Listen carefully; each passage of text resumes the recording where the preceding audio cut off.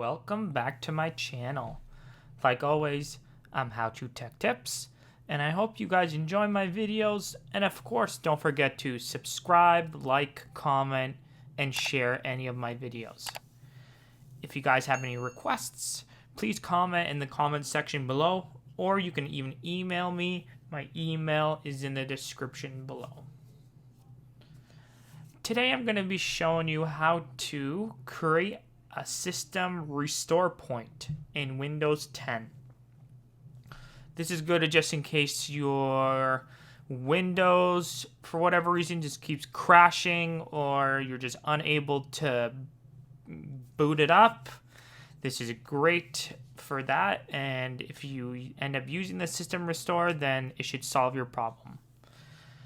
How to get the system restore is you would have to go into your settings. So you would have to make a USB Windows 10 bootable drive, and then you would have to repair your computer, and then you just have to go through there.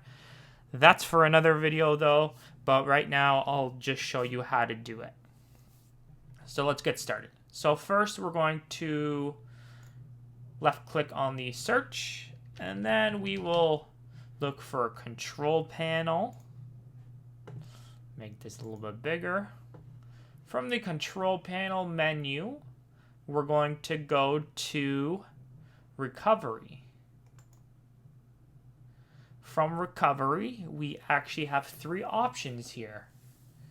Create a recovery drive, open system restore, configure system restore. So, we're going to go to the last one, configure system restore. We're going to get a little menu like this, and we're going to navigate all the way to the bottom where it says create a restore point right now for the drives that have system protection turned on. So we're going to left click on create, and here we're going to just type in any name that you'll remember that it's this system restore point. So for myself, I'll just write July 21st, 2021. Hit create, and then now it's going to start creating the system restore point. And while I have you guys waiting for this, I just want to remind you guys to subscribe to my channel and like this video as well.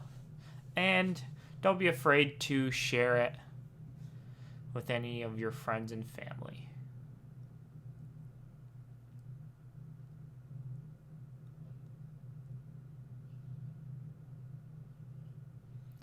This normally doesn't take too long, but of course depends on how good your specs are on your computer and how much RAM and CPU you have as well.